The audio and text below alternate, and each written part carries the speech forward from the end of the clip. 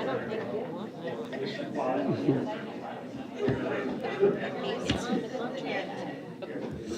Yep. Hey, Jill.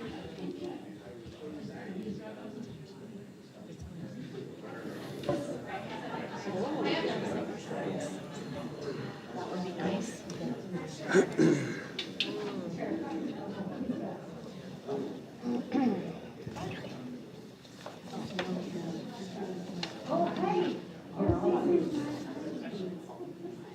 I'm not sure that this is anything that should happen. And I don't know what that means. Presentation of staff. What? Oh. Yeah. Number.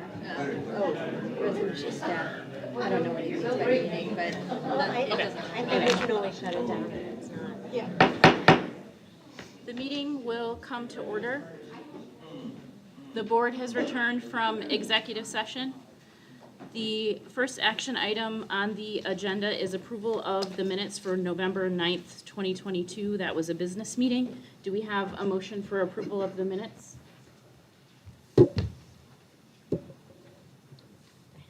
I move that we approve the minutes from the November 9th business meeting.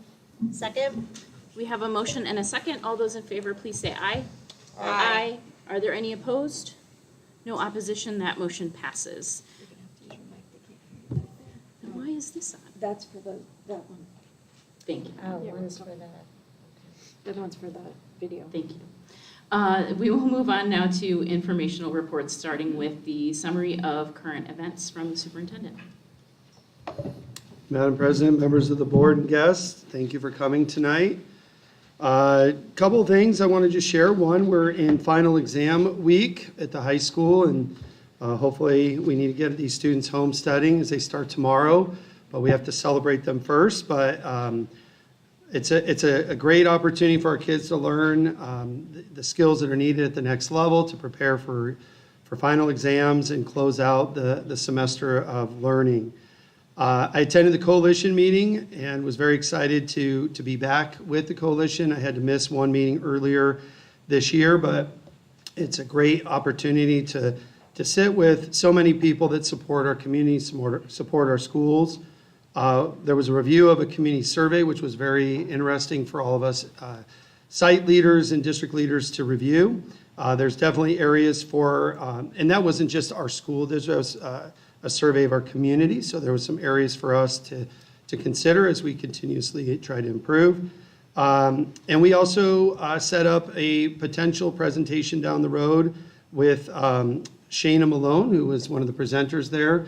She spoke about social media and phones and really just a presentation for parents on how to moderate that and how to address that when problems arise, which I think is something all parents can benefit from. It is currently Spirit Week at the middle school and high school, and it's nice to see continuity among the schools that they're showing some Falcon pride this week.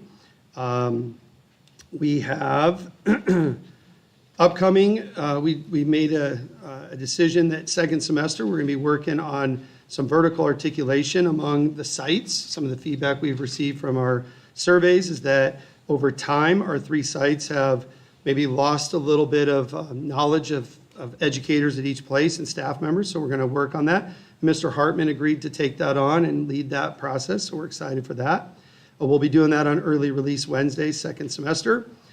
We hosted a realtor tour about a week ago, and we had 39 realtors come, which was awesome, including one of the leaders for the Scottsdale Realtor Group, and they had their meeting here. We took them on the Falcon bus to all the different sites.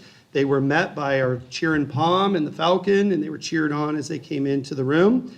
I did a 45-minute presentation on our schools and initiatives and goals, and then we went to each site. They danced with kindergartners. They got to see middle school classrooms and high school classrooms, so it was really good for them to see. And they were very impressed with what they saw at our school. So that was great, and that's part of my reaching out to our community, different groups in our community to take feedback. On the athletics side, I'm very pleased to say our girls basketball team has started off with a strong start with 3 wins. They're making gingerbread houses tomorrow after practice to end the semester and get ready for their New Year's tournament December 28th through the 30th. Girls soccer and boys soccer have a new coach, Coach Malcolm and Coach Evelyn, and they are working really hard with the boys and girls soccer teams. They've had great tenacity, sportsmanship, and they're working really hard this season to have a successful season. Wrestling has 19 on the squad this year, which is great to see. It's growing. Coach Salzman, one of our longest tenured coaches, is doing a great job with that. The team placed 6th out of 16 at the Wickenburg Invitational, winning 3 out of 4 duels at the Round Valley High School, which they have a huge Enosphere dome, which is really cool to see. Individual senior JP Cahill remains undefeated at 12-0. Junior Tyler Flynn is at 12-1, and junior Ty Langer is sitting at 10-2. So really excited for our wrestlers. And then boys basketball is 8-0 with 3 returning players, and all the new additions to the team have jumped right in and are working hard to have continuity from last year's success. The team is doing a great job. They have a big game tonight against Scottsdale Christian that'll be starting here shortly, so we wish them the best of luck. But also, not only is our varsity team undefeated, but so is the JV and the freshmen. So the whole basketball program is off to a great start. And as a former basketball coach, I'm very proud of Coach Bonner and all of our coaches for the hard work that they're doing.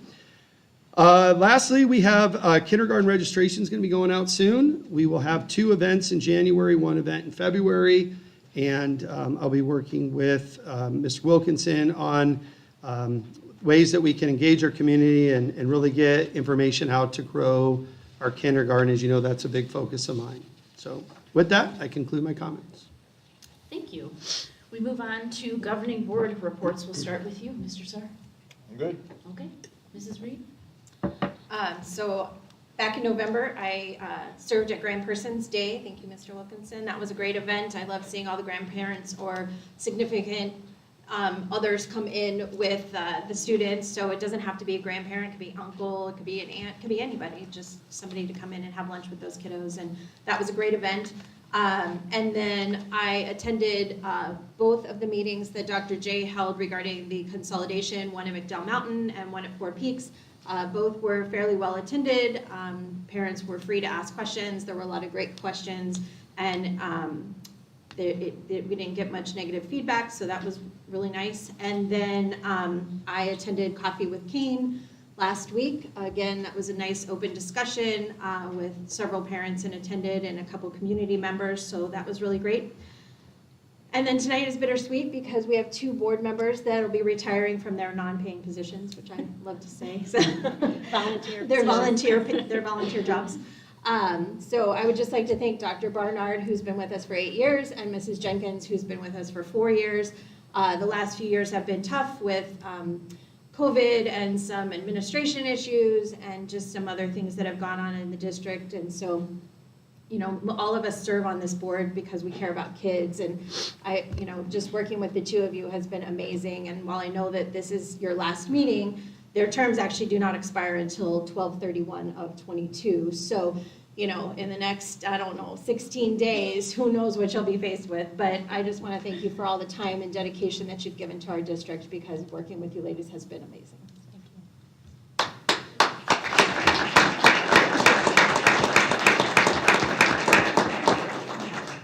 Dr. Bernard? Oh, Nadia, it's been so amazing serving with you too. I echo everything that Jill said. You're so organized. And I look forward to my term being over so I can actually do some more volunteer work in the school. I think it's going to be fun working with various groups on campus, including getting a football field. So we are going to do everything possible to get that moved ahead. And we're not going to back down. We have a choice. We can sit back and take it, or we can fight, and we're going to fight for our kids because they deserve it. They don't get do-overs in life. I've gone to the boys' basketball games, and they're great, and the girls' basketball games are great. And thank you, Booster Club, for running the concession stand, and the parents who have been working in the concession stand so that we have that open this year. That's been really wonderful. And I'm sure I'm forgetting something, but I think that's all I'm going to say. And Jill, I'm gonna miss you, but we can socialize. I know, we no, can you come and socialize visit. more. Yeah, so thank you. And Dana, you've been great. Been great. And we sure do miss Judy. So.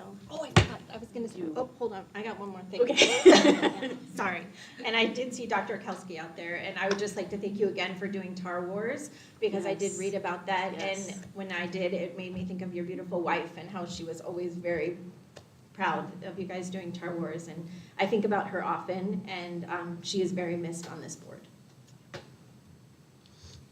Thank you, Mrs. Reed. I feel like I maybe was shadowing you because I was at Grand Person's Day. I only made it to one of the meetings about consolidation at the middle school, but I thought it went really well. And then was also at Coffee with Kane, and I thought that there was great discussion as always there. So, thank you, Dr. J, so much for having that venue for individuals in our community, parents, community members, leaders of civic organizations to come and interface with you and hear about what's going on in the district and what's coming up and, share any issues or concerns that they have. I also want to comment that I've really loved this school year so far, and I feel like it keeps getting better and better. The Falcon Focus and all of the pictures and news about everything that's going on in our schools. It has such great content. It's something that we missed during COVID because we still had the Falcon Focus, but we didn't have kids in schools to be able to share photos of what was going on. So it's been so rich and vibrant to show what our kids are doing in schools, what our teachers are offering our staff and everything. So that's been great. And then thank you. It's been a pleasure to serve with all of you. I've learned so very much, and definitely feel like I've received more than I've given. It is bittersweet to be leaving, but I definitely hold a special place in my heart for Fountain Hills School District and will always support Fountain Hills School District.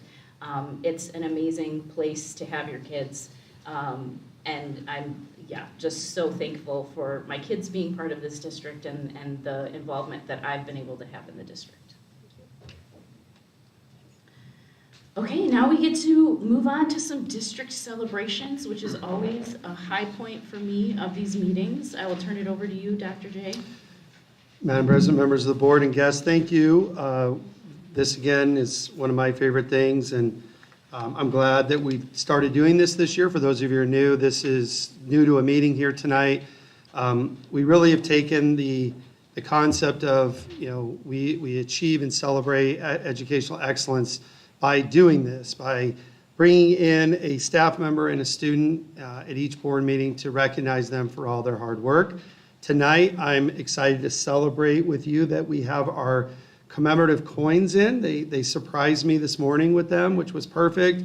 So students and staff tonight, you'll be the first ones to receive those, and they turned out amazing. So we have had some illness in the district at both the staff and student level, so we may have a few that are not here tonight. Mr. Wilkinson, do you have anyone here tonight? I do not. Okay, I did not think so, but we're going to go ahead and still celebrate them. Of course. Thank you. Thank you. Madam President, governing board, and guests. So I've always just wanted to say that. You did a great job. Thank you. First off, I do just want to piggyback off Ms. Reed. Grand Person's Day, thank you so much to the governing board members who were there. Dr. J, thank you. You and your district staff that were there. Mr. Hartman, Ms. Wynn, they brought over the cheerleaders. It was just an awesome day if you were able to come over. Obviously, that's my first one that I've got to experience, and it exceeded my expectations. So it takes a village, so I just wanted you to know we recognize the hard work you guys put in, and we wouldn't be able to do it without you guys. So thank you to everybody who helped participate in that and serve food and make that an awesome day. So the first person I'd like to recognize is Mr. Ryan Chalman, staff member. As Dr. J said, unfortunately he couldn't be here tonight. Mr. C, as he is known at MMES, has hit the ground running in his first year. The students love his PE class as he comes up with engaging activities and fun ways to exercise. Mr. C is not your traditional PE teacher who rolls out the dodgeballs and creates two teams and then sits in the bleachers. At least that was my experience. Every time I've been in his class, and I've been in there often, he has multiple age-appropriate activities planned for his students. What I admire the most about Mr. C is how patient and caring he is towards his students. He starts and ends each class with positive messages and always stops his class to teach or reteach the Falcon Way. I couldn't think of a better fit for our MMS team than Mr. Chalman. So for my student, it was third grader Martha Bell Francisco, and this is what verbatim what her teacher, Miss Silver wrote about Martha Bell. Martha Bell is an outstanding student. She works so hard, always tries her best, and helps other students. Martha Bell is so kind to everyone and respectful to her teachers. My day is always better when I see Martha Bell walk in my classroom. She's a true Falcon role model to her classmates, and I love having her in my classroom. Miss Silver. So again, both of them couldn't be here tonight. Martha Bell has been out all week with illness, so we hope she's coming back tomorrow. We hope she's feeling better. But both of these, Mr. Chalman and Martha Bell, are the consummate examples of the Falcon Way, and I'm very honored to present them their coins and their certificates, and I will make sure that Martha Bell gets hers before break. Mr. Chalman, we do a standing staff meeting every Friday at MMES, so I will present him his coin and his certificate at that time. Thank you very much. What grade is Martha Bell in? Third grade. Third grade. Yeah. Okay.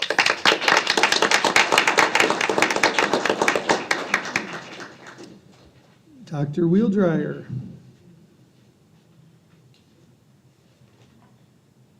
Hi.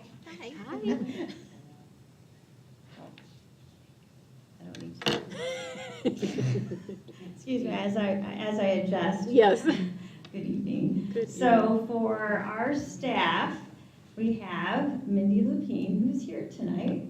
Mindy? Come on, Mindy. You gotta come know. up. Okay. Come on.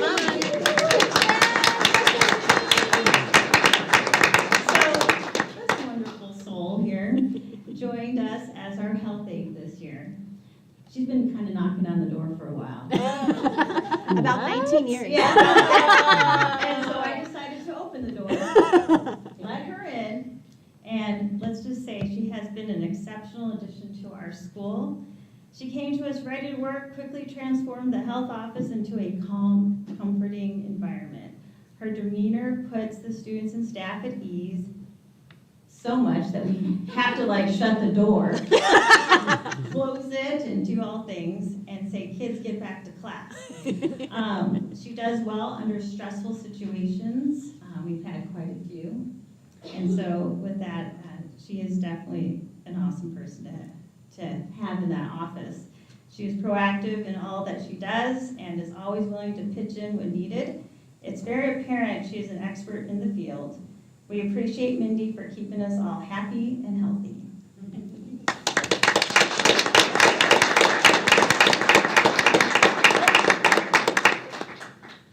We have this for you.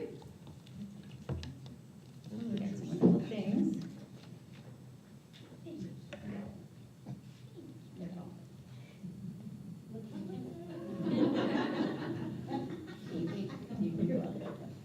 Okay.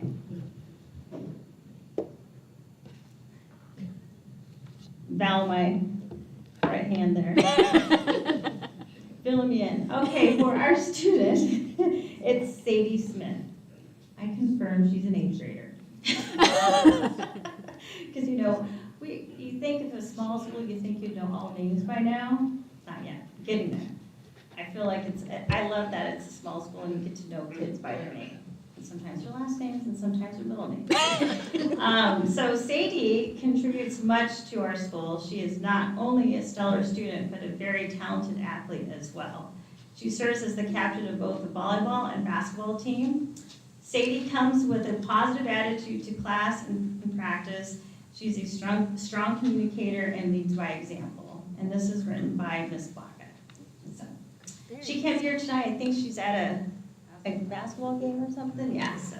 Busy students. Busy students. Those Smith girls are good athletes. Yes, so I will give this to her as well. And Great. this must be an extra. Thank you. Okay, well, applause for Sadie.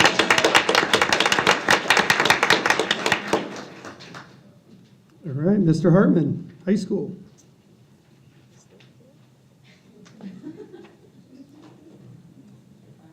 Good evening. to all of you. This is a little uncomfortable, but I apologize. We've got two great nominees. It's the best, I say this every time we do this here in Coalition and Kiwanis.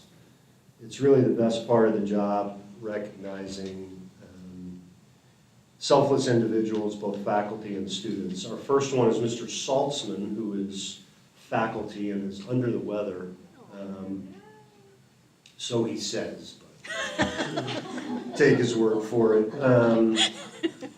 Somebody can check on that, maybe. But this is what we said about him, and it's a collective nomination. Motivation is what gets us going, but commitment is what keeps us going. Mr. Saltzman's commitment to Fountain Hills runs deep. He takes pride in all things Fountain Hills. As a teacher, mentor, coach, colleague, or friend, he will always have your back. He's willing to help no matter what the task, because he's committed to our students, family, and staff. He's committed to making high school an experience our students will never forget. He bleeds Falcon blue. We are so thankful for having an amazing person like Luke Salzman on our staff.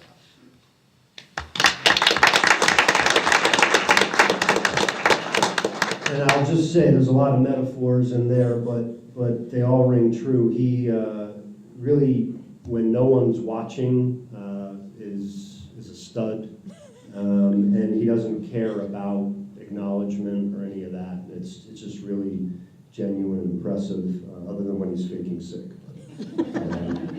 We'll forgive him. Franklin, are you here? Yes, come on down.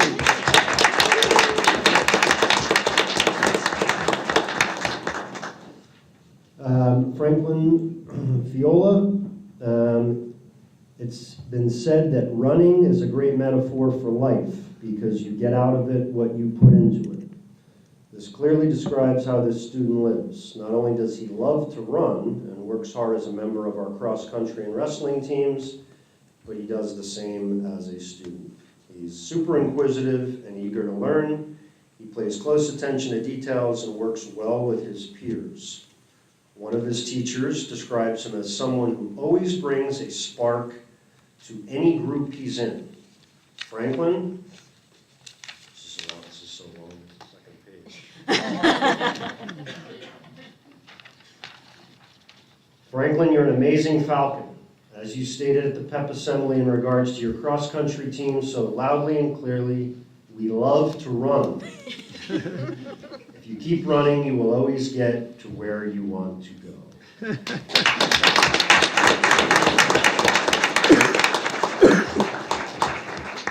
For you, I'll just take Mr. Salzman. You got to turn around for your photo op. Uh-oh, photo op. Here you go.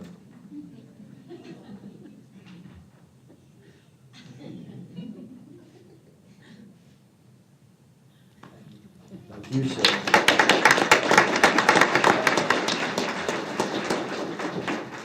All right, Mr. Flynn.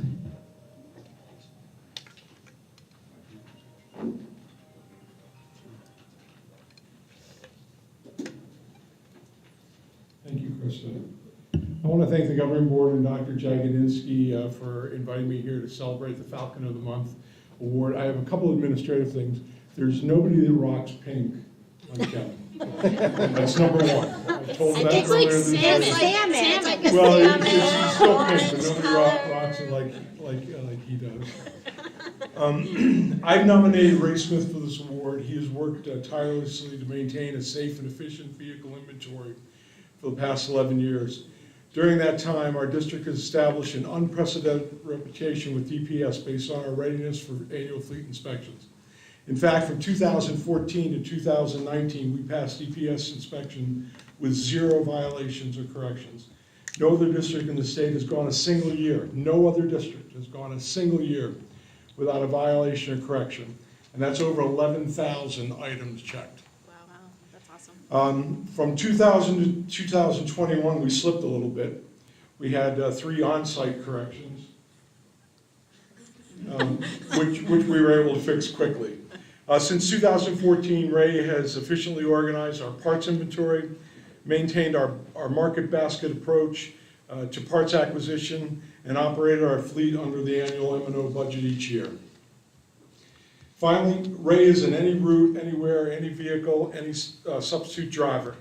This allows him to get to know most of our students who are always excited to see him. And when they see me show up, they always ask, "Where's Mr. Ray?" Apparently you're not as fun. Ray consistently looks ways to improve the safe and efficient operation of our fleet.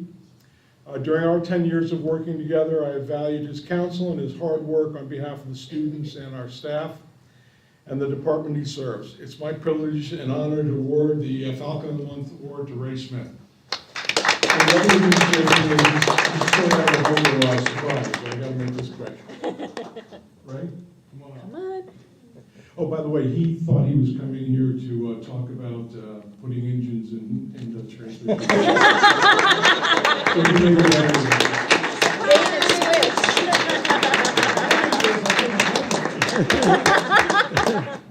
Thank you, Ray. Oh, wait. Picture, this is for you. You hold this. Thank you.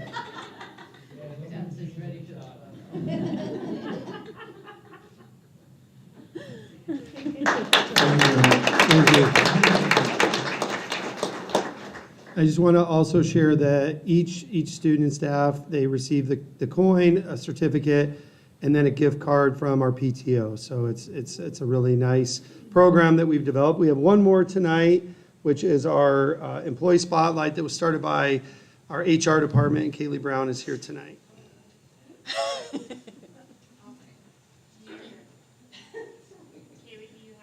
Yes, I do. I was able to pull it up. Hello. Hi. Sorry, I did not know I was presenting this. So our employee spotlight, like Dr. J said, it's peers nominating peers, which is, it's awesome. The peer that we're gonna nominate tonight had an overwhelming amount. She's had the most out of anybody so far. Michelle, you wanna come up here?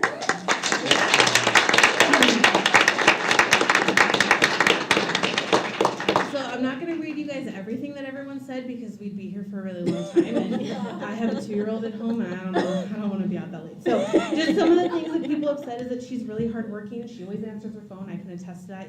If she doesn't know the answer, she'll find out for us. Michelle's a team player. She helps everybody. Some of the people who nominate her are actually in this room, which is awesome. So we love you, Michelle, and congratulations. Your peers love you.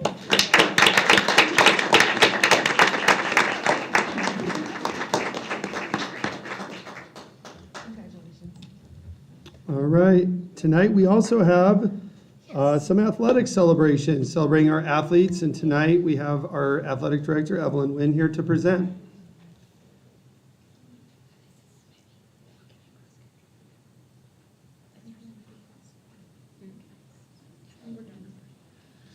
So ever since Kevin said the proper greeting, I've been repeating it in my head. And now that I'm up here nervous, I've forgotten it. So good evening. I love your snowman sweater. Oh, thank you. It was ugly sweater day at the high school. Well, it's very cute. Yeah, I'm like, ugly sweater? It's not that ugly. So I'm here tonight because we are honoring some of our state qualifiers for cross country and swim. And it's always fun when I get to come here and do that.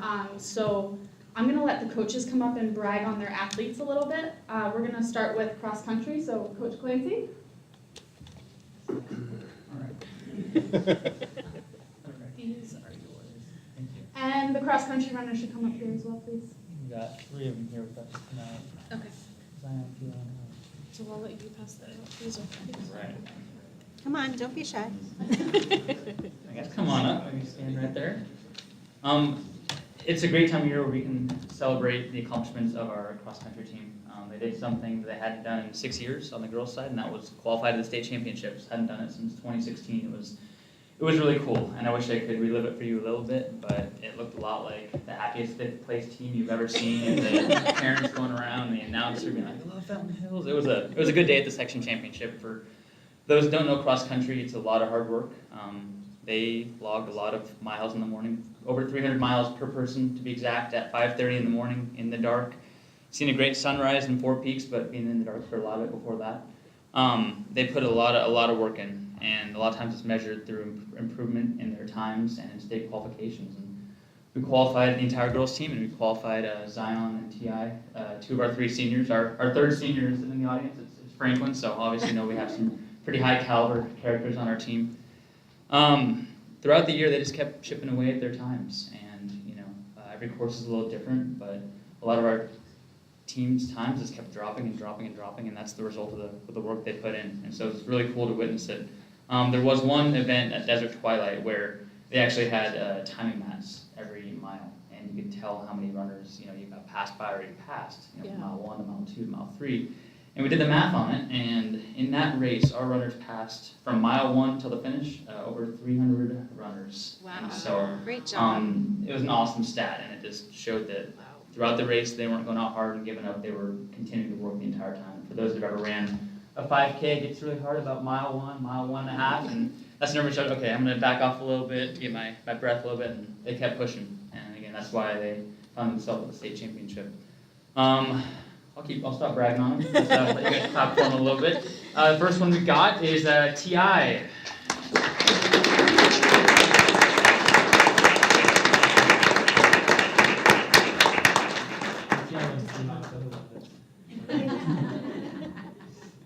Awesome.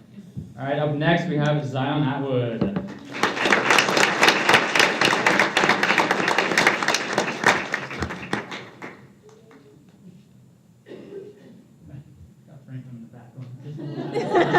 Hard to concentrate. And our lady representative, Allie Garrett. I'm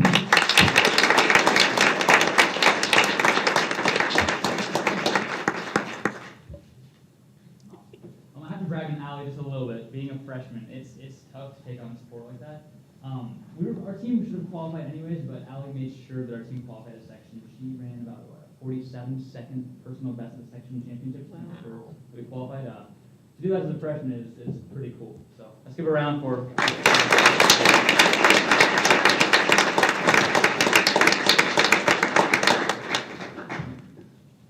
Thank you guys. Thank you. Thank you.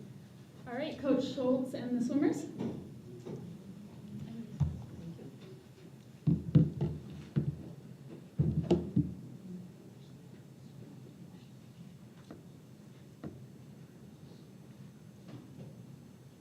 Thank you so much for having us here tonight. We had a very successful season. I had 5 of my 14 swimmers qualify for state this year. And if you don't know the backstory about swim, we have been only competing for Fountain Hills High School for 5 years. So we're a very new sport, and we just keep growing and succeeding and doing better and better each year. So we also have athletes that are outstanding students. My GPA for the fall sports, or for these swimmers, was a 3.77 average. Great So job. we definitely, academics are really important, and we strive to make sure that our students are, meeting the goals and the expectations, because they're students first and then athletes. So I want to make sure that point was made. In swimming, you have to get a automatic qualifying time to go to state. And they only take 24 swimmers. So for our guys, we had Kian and Gunnar. So Gunnar's here, Kian's there. They qualified for more than 2 events. So they had like 5 or 6 events that they had to choose, because they only allow you to swim 2 individual events. So those 2 killed it this year and did really well. We'll go into that in a second. And then we had Natalie Owers that qualified as a freshman. She also qualified in 4 events and had to choose 2 to swim. We had, for the first time ever, our boys qualified in 2 relays, which they have never done before. We've never had boys relays go, so that was really exciting. And then we also had Kian, who was our first swimmer in the history of the sport here at Fountain Hills High School to win the 2nd place. So he was 2nd place in the 100 fly, and the race was incredible because there was 3 swimmers that were within 0.8 tenths of a second for first, second, and third. So it was just an amazing race, and looking forward next year, because he's got another year to defend and maybe take the title. So, we're always working and growing. One cool thing about our boys team is we had 5 swimmers And we ended up 10th in state. So Wow. we have some really good Yeah. goals, big goals for next year. We've got some new swimmers coming on, coming up from the middle school. And anybody who is interested in swim and would like to do it, I'm always, accepting new people. So please, come swim for Fountain Hills High School. So anyway, I want to make sure that these guys get their recognition, and they just did an amazing job. So congratulations.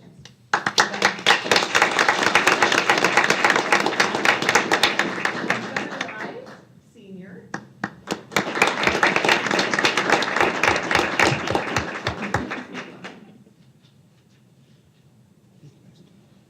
And Ian Evans.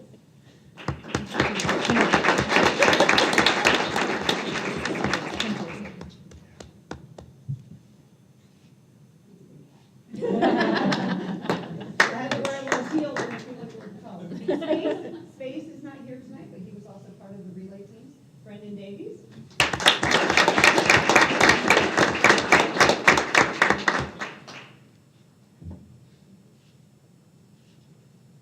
And Natalie Edwards.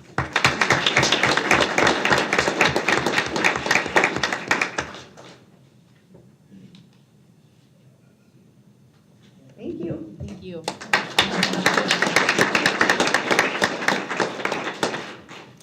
That wraps up our celebrations for this evening. For all the students and parents, family members who came, thank you so much for participating in the celebrations this evening, and I should say staff members as well. You are welcome to stay for the rest of the meeting if you want, but feel free to leave if you have other plans for the evening.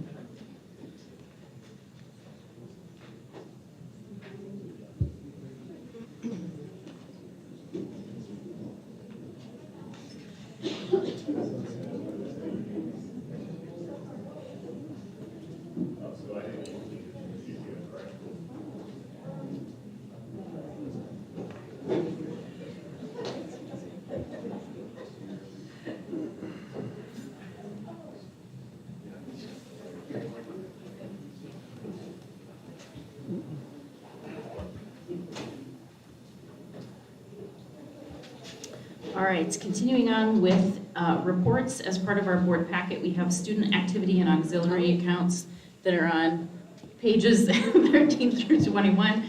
The unaudited financial report was provided to us as an addendum, and then current enrollment and withdrawal were on pages 22 through 23. Any comments or questions from the board members about any of those reports? All right, we're going to move on to public comment.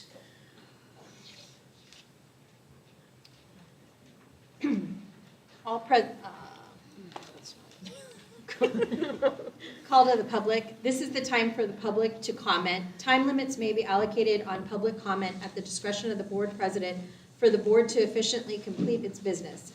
The board reserves the right to prohibit any comments made in a discourteous or threatening manner. Complaints about specific individuals, students, or personnel are discouraged.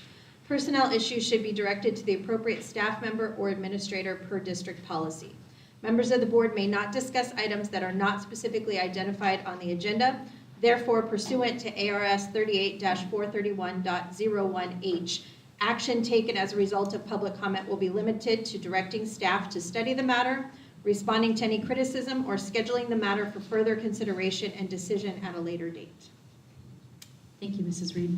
We have a bit of an interesting combination for this evening for public comment in that because we do have the school consolidation on the agenda, if we have any public comment specific to the consolidation, we're required to allow up to a full hour for those public comments. That's not a full hour per person, that's a full hour total.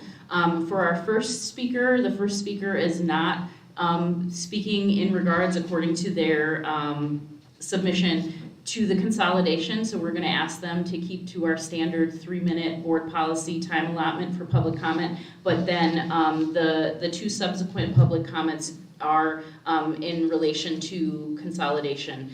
So we will allow them a bit more time. We hope that you are considerate, even though we're not giving you a specified time limit. We hope you bear in mind that we do still have a number of items on this evening's agenda, and we would like to keep the public comment to a reasonable amount so that we can then move on with the rest of our business. So with that said, we're going to call up as our first public comment, Timothy Buckley. Welcome. Thank you. First, I just wanted to take some time to thank the outgoing board members. It's been an honor and a pleasure to work with you. You led the district through a pandemic, the transfer of a few administrations there, and did so under pretty constant public scrutiny. And so your strength and grace has been admirable. You have been champions for FHUSD employees and our working conditions throughout your service to this district. Under the leadership of the current governing board, employees have seen significant pay increases, improvements to working conditions, and increase in employee voice. At this pivotal time for the district, I hope that the governing board continues to emphasize employee respect and voice. Secondly, this is my last time speaking to you. The governing board as a staff member and FHEA president. I'm confident that the association will continue to advocate for and support FHUSD employees. And personally, I just want to thank you for all the opportunities that I've had in FHUSD over the past few years. I'm proud of the progress that we've made for all FHUSD employees over that time. There is a action item to deal with my resignation and the waiver for my liquidated damages. I sent that to you all in an email. And did so, one of the reasons I did that was because this has been an area that the governing board has requested more transparency for district-wide, and so I wanted to make sure that I extended that respect to you all. So thank you. I will be here if there's any questions or comments later. Thank you. I'd like to make a comment. Yes. Mr. Buckley, I would just like to say thank you for everything that you've given to our district. You definitely have brought a new level to FHEA, and the governing board truly appreciates that everything that you've done and the open communication that you've had with us. Good luck in your next adventure. Thank you. Okay, next we have Madison Reed. Hello. Hi, good evening. I just had a couple questions and concerns that I wanted to bring up publicly. As I see it, some of the main concerns that we have as a district is enrollment and budget. And so I feel like a lot of our focus needs to be on recruitment of students, bringing them back to our district, which I think these celebrations is a great way to get started. We just need to spread that word a little bit more. And then when it comes to spending, I think that we need to do a little bit more due diligence to scale back to make the most of what we have. And when I was looking at the board packet that's available online, the Orcutt Winslow contract kind of caught my eye, as that's one of the approvals for the spending. The contract to me was a little concerning because there wasn't included that written quote summary sheet. And I know that they're on that preferred vendors list, which kind of allows us to go outside of getting 3 bids.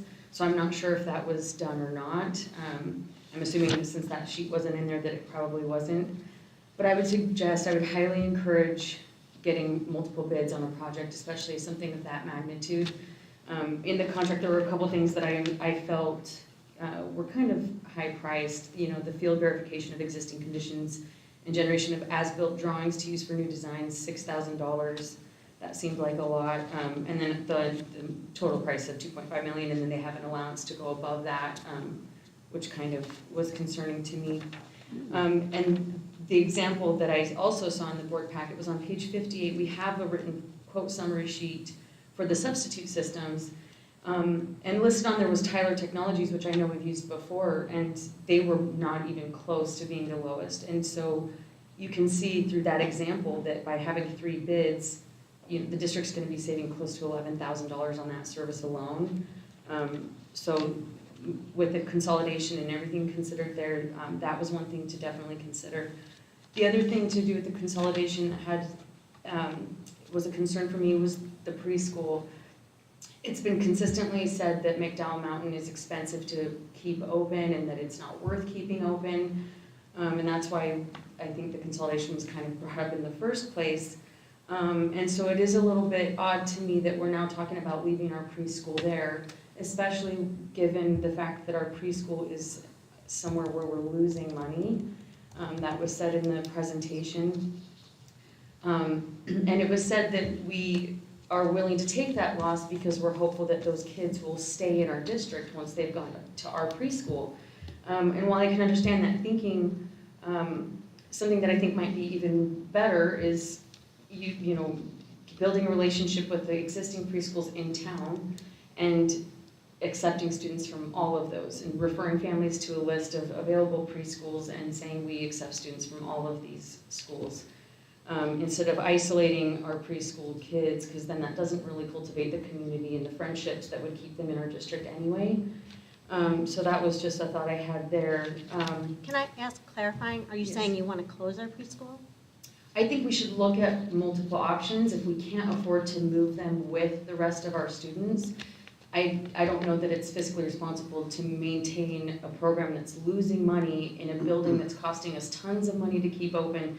I mean, you can look at the board meetings where it's been repeatedly said that that was a building that we shouldn't keep open. So now with the consolidation talk, we want to keep it open for one class, which is already losing us, you know, it's already costing us money instead of bringing in money, even though we charge people to attend. So to me, it was just something that we should talk about. You know, I don't know if that's the best option, but I think we need to consider all options. And like I said, it's not like we would just turn people away. We'd say, you know, these are the preschools available. We take students from all of them, you know, and build a community that way instead of taking a loss to hopefully maintain those students, you know, later. And then my other concern was with the football field. I know you guys can't really answer these questions, but I think it should be publicly stated what is needed to bring it up to code, as well as what's been done to maintain it over the life of the field, like what we've done to kind of maintain that. The other thing, another area that I feel like we could just maybe do a little bit better with fiscal responsibility is with the ASBA. I went to the orientation today, and while they provided some pertinent information on school board, you know, responsibilities, all of the things that they provided me information-wise is available elsewhere. In fact, I have already looked into most of it on my own.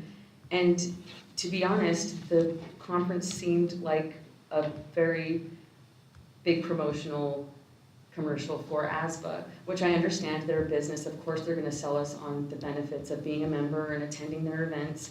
But I mean, on the agenda, the value of membership spotlight was listed 4 times. They probably, you know, encouraged attendance to about 15 events, all which require the district to pay for us to attend. And so that was another area that I felt, you know, maybe we could look at that and be maybe a little bit more responsible, and instead of affording that, giving, you know, the resources that are already available that aren't costing us that kind of money. And that's what I wanted to say. Thank you. Thank you. And our last public comment this evening is from Libby Settle.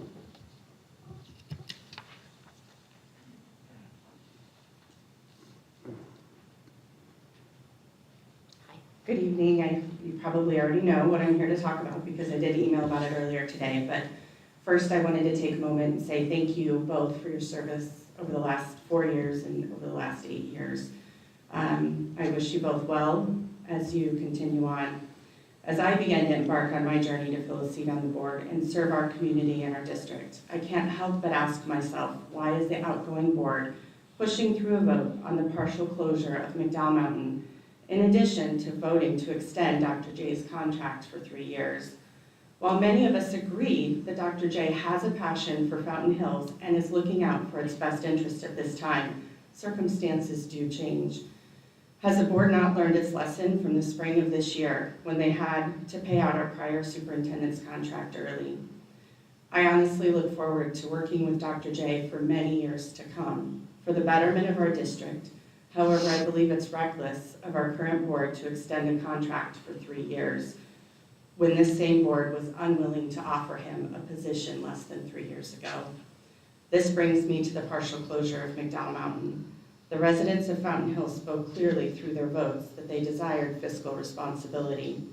Is this board providing the residents of Fountain Hills reassurance or continued doubts by pushing through a last-minute vote tonight on a partial closure of a school? I humbly ask you to reconsider a one-year contract for Dr. J and postpone the vote on the partial closure of McDowell Mountain. Thank you. Thank you. All right, since that was our last public comment, we now move on to the consent agenda. The consent agenda consists of the personnel action report, which is on pages 25 through 26, payroll vouchers 27 through 33, accounts payable vouchers 34 through 46, donations 47 through 49, sole source provider Brigham Young University DBA independent study, that is on pages 50 and 51. Any questions or discussion on the consent agenda? I will go ahead and move that we approve the consent agenda. Second. We have a motion and a second. All those in favor, please say aye. Aye. Any opposed? The consent agenda passes. Into action items, starting with the superintendent's contract. That's on page 52 of our board packet, and there is an addendum. And I'm just trying to get to my actual page. All right, any question or discussion on this item? I will go ahead and comment that it is included in the current contract with the superintendent, that the governing board take action on any decision to extend the contract prior to December 15th of the year before the contract expires, given that the current contract expires in June of 2023. It is required per the contract that we take action tonight. This is the last, like tomorrow would be the last day per the contract that we would have to take action. And while I appreciate the comments that were made, it's Dr. J was a great principal. And when we had people apply for the superintendent job years ago, there were different factors involved as to who was hired. So while the last superintendent didn't work out, it's certainly no reflection of the work that Dr. J had done at the high school or the work that he'll currently do in FHUSD. He has been exactly what this district has needed. He has righted a ship that had gone wrong. And I fully appreciate everything that he's done. He spends his whole day putting out fire after fire. So he's here because he cares about kids constantly. He could not participate in the PAC, which many people don't know, but a superintendent cannot participate in a PAC because, which is a political action committee, because his job is deemed 24/7 legally by the state. So there is no personal time for him to participate in a PAC? It's typical that when you hire a superintendent in any district, they immediately get a one-year contract. It is very uncommon after that, when their contract is up for renewal, for that same superintendent to get another one-year contract. Nobody wants to put in that much effort into a district to think that they may only be here for another year. So with that, unless there's other comments? And it's a two-way street. Giving someone only a one-year contract, they could get up and leave. And then we're in a situation of costing money and all of these other things to get rid of someone who we know is working out. So I would caution you not to be rash in the decisions. Hindsight's 20/20. And, you know, we did do our due diligence. It's very easy to come in and look at what happened and say we didn't, but a lot of things happen behind the scenes. And I would say, hang on to this guy.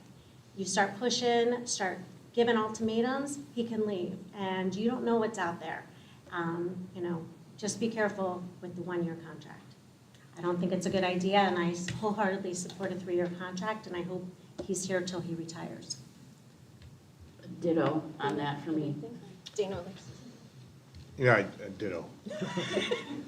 No, I've been a neighbor of Dr. J forever, known him in his positions as a teacher when I was on the board a long time ago, and watched him win 3 state championships as a basketball coach, and on and on and on and on. But most importantly, I've had total confidence in his ability to be the leader of this district for this community. He's more than just a superintendent. He is part of the community and has been for a long time. And I look forward to having him here for as long as he decides he wants to keep working. And I can tell you from experience, retirement is way overrated. And I look forward to what he's going to be able to do for our students and our community over the next 3 and years beyond that. Yeah, and I will add, and this is in no way to, disparage Dr. J, but he was a different candidate when he came to us this past spring than he was when he applied for the superintendent position when he was the principal of FHUSD. He went on to Arcadia and ran a school that was essentially the size of our district, and that gave him significant administrative experience. He might have been underwater in the role of superintendent had we given it to him a couple years earlier. So he was a different candidate this spring, and that experience in Scottsdale really made him, at that point in time, then the right candidate for us now. I agree. Dr. J is the 7th superintendent that I've worked with in this district from the time I walked on campus and started my non-paying volunteer job. That you had to get elected for? Yeah, 17 years ago. So yeah, 7 superintendents, and I will say that Dr. J is the most, probably one of, if not the best, because I know there's other superintendents probably listening to me, but superintendents that I've worked with, I've never had somebody who is such an innovative thinker and, is very financially responsible. He's taking after Dr. Allen's method of, oh, you want that? No. The answer is no. So don't ask. No. And, like I said earlier, he cares about kids. He cares about this district. He has a vested interest here, and I don't see a better superintendent coming along.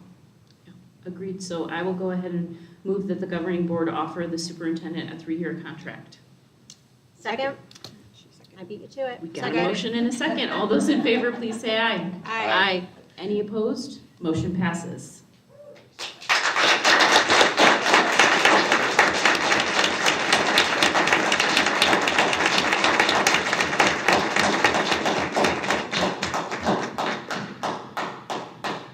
Thank you. Welcome back, Dr. J. Yes. Thank you.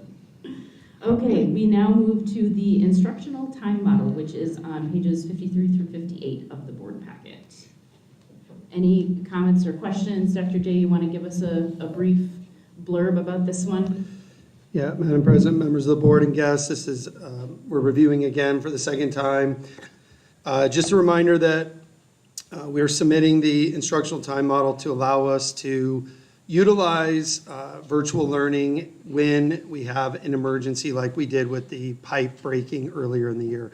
And that's what we're looking for that to be, is if there was an issue with the building, if there was an issue where we could not physically hold school, the state now allows you to get a instructional time model approved for when that time ever does come. You can quickly then, it doesn't have to necessarily be virtual. It can be, we've outlined it in there, ways that students can still learn and still, we can still use those for ADM and still use those as days counted so that students do not have to come back in the summer and possibly extend the school year. So we hope to never have to use that, but it did help us get through the pipe break, which did take 1 week off high school campus. So those students did get a 2-week fall break, but it was obviously because of an emergency situation. So I do recommend approval.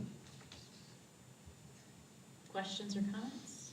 Do we have a motion? I move that the board approve the instructional time model as presented. Second? We have a motion and a second. All those in favor, please say aye. Aye. Are there any opposed? The motion carries.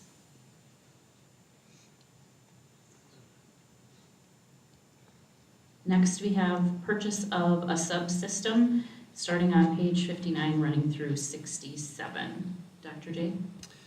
Madam President, members of the board and guests, this is a way for us to streamline the process of our substitute system, and the recommendation comes from our HR department. They did, as it was noted earlier, we did go out and look at different companies, and we looked at that, but also not just it's all around, the continuum of services that we have with the company that was selected.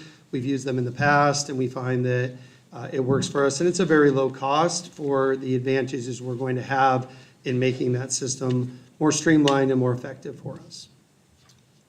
So can I ask you a question? Is it, so we have the 3 bids here. Typically, you do try to cost out what things will cost. You don't just ask for one quote and get the price. No, we always, our goal is to always get a quote, always look at things, 3 quotes, and then go from there. And then you have to also look at the quality of services. We can't, we do look at price. Obviously, we are always trying to be very fiscally responsible in our spending, but we also look at continuum of services or what a company has offered in the past. And some of that comes with training and different costs that might come down the road by switching, to maybe a different vendor that we've used in the past. And we've had good success, and that's why we recommend approval. Any additional questions or comments? Okay, I will go ahead and move that the board approve the purchase of Time Clock Plus sub-search module. Do we have a second? Second. You can give it to Jill. I get a prize. All right, all those in favor of the motion, please say aye. Aye. Any opposed? Motion passes. Our next item on the agenda. Sorry, I lost my agenda page for a second there. We're on page 3.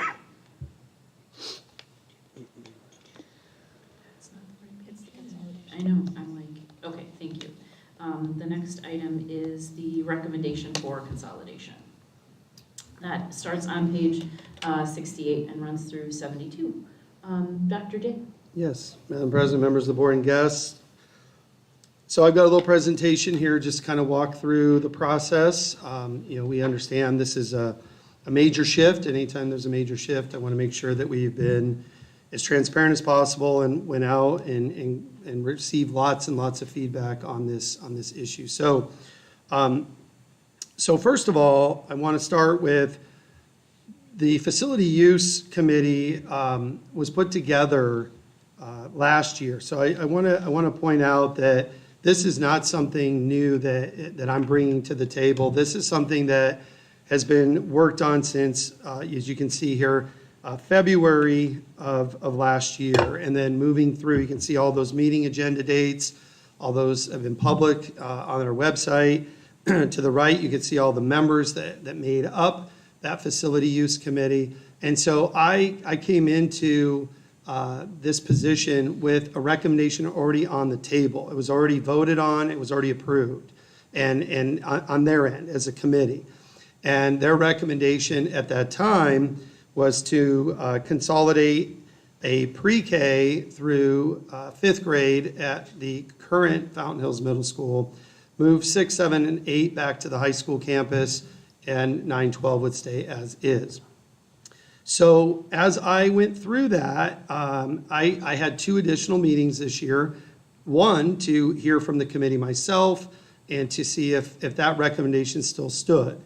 The second meeting was in result of with the election and the bond and the override, we had to go back and look at just the total cost of the project and look at what was realistic and what was not.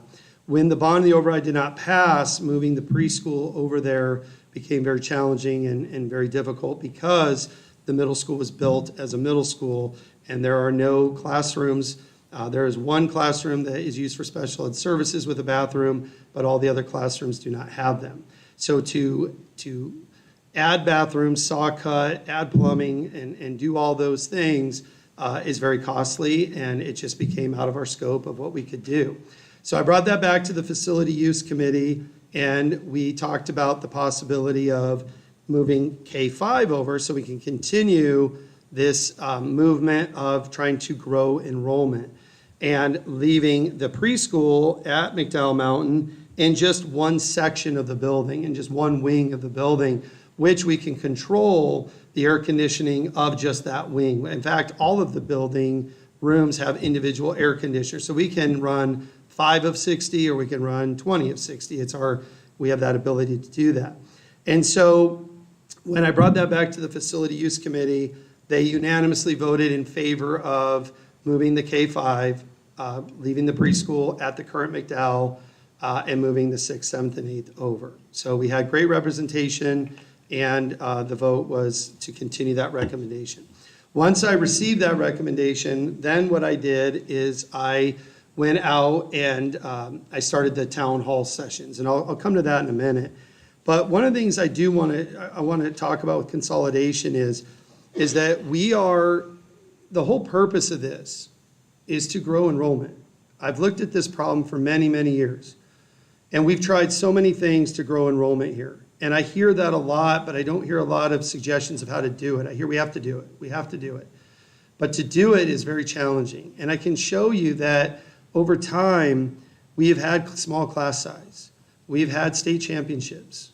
We have had the second highest AZ merit scores in the state of Arizona for comprehensive public high schools. We've had A letter grades. We've had A+ School of Excellence. And none of that is moving the needle. It's just not. And you can look at the graphs over time. So what is positive is that this year we are actually up in enrollment. 2023, that is this current year. And we have closed a gap that's pretty large. I mean, we have each year about 120 seniors out the door, and a very, depending on the year, a much smaller kindergarten. So this year it's 58, okay? So you have 120 out the door and 58 in the door. And we've been able to still grow the district by 12 as of tonight, physically, looking at last year's numbers, but 15 in ADM, which is our average daily membership. So that's a huge win for our district, that we are actually up in enrollment, okay? And what I think is working right now is we're working hard and being nice to people. I mean, that's very simple. We work hard and we be nice. We try to up our customer service. I call every parent who withdraws, unless it's out of state, because again, I still might call them for feedback, but I've been able to call parents and have them reconsider and come back. So we're working every angle we can. But what comes to mind for me, and I've looked at this problem over and over and over again for many, many years, and now in this position for the last 6 months, and what I just firmly believe is that the only way to grow this district is to have a K-5 model, and we grow that kindergarten, and we get those kids that are in our town that are currently looking at other options.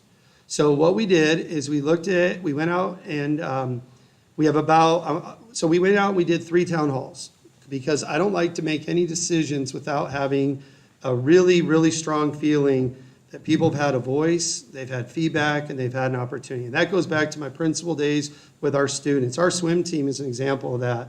They're only here because we gave them a voice and they asked for a swim team and we got it done for them. So I've always believed in that. And we did 3 town halls. We did one at McDowell Mountain, we did one at the middle school, and we did one at Fort McDowell. And at each of those, I presented all the information, all the vision, what it's going to look like, how it's going to work. I also took the feedback of parents from Coffee that said you should do a recorded version and send that out to the community. I did that as a Falcon Focus. So everyone who has had a chance to look at this. At those town hall and staff meetings, we handed out note cards and we said, if you have any concerns, because we know sometimes to speak up in a large crowd is hard. Sometimes to say something in front of people is challenging. So you can write down any concerns you have, any questions you have, and I'll call you personally. And I'll set up a tour, I'll have you come down, we'll talk. We did not get any negative feedback that I'm aware of, not one, okay? We had ideas, like you should try this, and how about this? And we loved those, and we were very, very happy with that. And then I did the coffee session. I've been talking about this throughout all my coffee sessions. So we sent 2 letters. So we have sent out letters, we've done town halls, we've done all that. And I firmly believe that the parent groups that we represent here as a school district are in support of the consolidation. I really do believe that. We have to look at risk versus reward here. We've worked with our finance team. We have 2 very, very smart consultants that work in large districts. They work on, they've had they've had experience with districts that have declined. They've had, experience with districts that grow. And the common theme from superintendents I've spoke to, and I've spoke to most of our former superintendents in town, our finance team, colleagues, parents, groups, what it comes down to is that the current K-3 model, the 4-8 model, has not been working. And it's an effect of time. We've had times of growth in Fountain Hills, we've had times of decline. Housing prices have gone up, they've gone down. We've had bidding wars, we've been upside down on our mortgages. We've had all these things happen over the last 20 years. And that's how you ended up over time with a Four Peaks and a McDowell Mountain, two separate elementary schools that serve the same group of students, a K-5, K-6. And so the risk versus reward here is, yes, we have to spend some money to do this, but we believe that the reward is in the enrollment. And there's only one way to get M&O money, and that is through enrollment. And right now, you saw that graph, it does not look good over time. Each year, we're going to graduate 120 to 140 students, and unless we get 120 or 140 kindergartners in, we're going to decline. And we can't rely solely on people moving here. We've had that. We've had 40 new families move to Fountain Hills this year. That's awesome. But we don't know if that's going to happen every year with housing prices fluctuating. So what we've looked at is the risk versus reward, and we will have to go into contingency, we'll have to go into our reserves to do this. But we are at a crossroads right now that if we don't make a move with enrollment, we don't do something to change what has not been working here, we're just going to follow that path over and over and over again. And so what we're suggesting here is that we spend some of that money that luckily past superintendent, business managers in the past have saved for this kind of an event because we believe the reward will be in student enrollment, okay? There will be cost savings at McDowell Mountain Elementary School, just simply on the fact that we're only using 1/3 of the building. If you look at the map of the building, we're going to consolidate to just the kindergarten wing. There are a total, and I'll come to that when I talk about McDowell Mountain as a site, but there are 9 bathrooms available for preschool there. There's room to grow there to have a really robust and bustling preschool, which is a direct feeder to our kindergarten. We've talked about ways to keep those kids involved as being Falcons, taking them over to the elementary school for activities and assemblies and fun runs and all the things that they need to do. But we believe if we can knock it out of the park at preschool and get kids into our school system and have a great transition to kindergarten, where we have a beautiful building with lots and lots of new ideas and new innovations there, it's going to be really hard for parents to say, I don't want to come here. I'd rather go to my local school instead of going to Scottsdale or to a charter or to a private school. We will save an SRP alone. Just because of again, we don't have to run all of the air conditioners at the set point we do now. We only have to run roughly 10 of them out of 60 on most cases. We may have to run the cafeteria, but we can run that because our system's set up to run it for an hour or two and then it shuts off. We will be able to close down the vast majority of the school and put that set point at a level where it keeps it running and keeps it, where we don't have more repairs there. But it's going to reduce the cost. It's going to reduce cost of custodial services. We're no longer cleaning 77,000 square feet of space. We're only cleaning 1/3 of that. We also are going to we'll have less water that is used. So all those factors, and then a consolidation of staff through attrition and possibly even into next year, where over time this will be, I believe, a cost savings of what we currently have now. But remember that there's that risk reward because the money we are spending will also factor into the enrollment on the back side of this with kindergarten. If enrollment goes up, and like I'm hoping it will, and I'm working day and night for it, we could run out of space at the new McDowell Mountain at some point because class size is much smaller in elementary school. And so you start to run into a space issue, especially with preschool at McDowell Mountain Elementary School. If we go to the new school, because of the class size of 13 to 1, 15 to 1, things like that. It becomes a space issue very, very quickly. So we believe we can build an amazing facility there. So let me talk about preschool first. We've talked about keeping it there. There's 9 bathrooms that we can get. We believe we can get licensed, and we may have to do some modifications there, but they're minor. The plumbing's already there, you know. The kindergarten wing was actually built in 1998, so it's a much newer section of McDowell Mountain. It doesn't go back to the 70s like the rest of the building, and it's a beautiful place. My kids went there. There's a cute drop-off, kindergarten, drop-off space. There's playground space there. We'll have to make some modifications to that, but we believe in the end we can grow that preschool into a very, very amazing place. There's room to grow. The census data that we've looked at says that there are 750 kids under the age of 4 in Fountain Hills. We need to get all 750 in our schools. And the only way I believe we can do that is to get them into our school system. If we rely on outside organizations to promote and say, you should go to Fountain Hills, we don't have that opportunity to show our community what we do well. And I've always said the magic of McDowell Mountain Elementary School is not the building. We know the building needs a lot of work and it's outdated. The magic is the people there.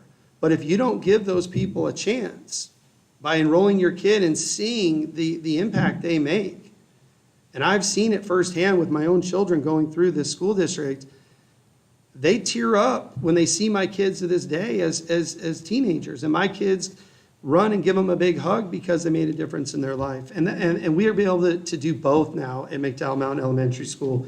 We'll be able to have an amazing facility and have those amazing people in it. The early childhood director would be a shared position of consolidating our special ed director and do early childhood. She already has a license. She's already licensed and has her principal certificate and can run that building. And that's a huge cost savings because her salary would increase not what you would expect, okay? Because she's willing to go all in on this. And the excitement that she has to build this amazing preschool is there. And I took a parent yesterday on a tour, and we talked to one of the teachers there and said, I just asked her, what do you think? And she said, I'm so excited for this. This is going to be amazing.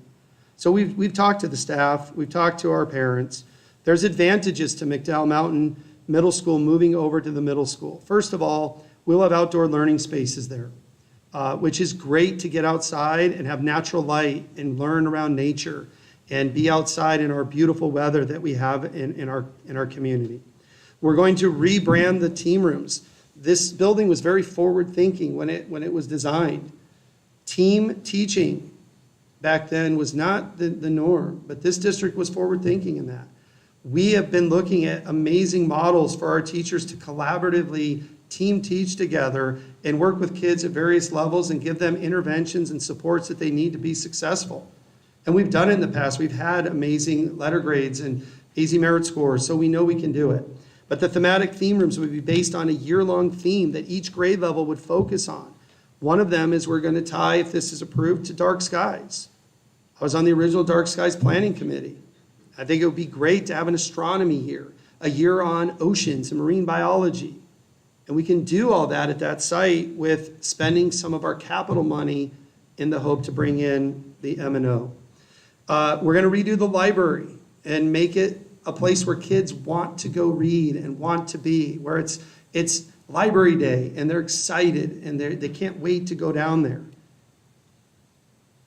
We're looking at adding an honors and gifted program, and the space provides this now. We can do some things that we haven't been able to do in a much smaller campus.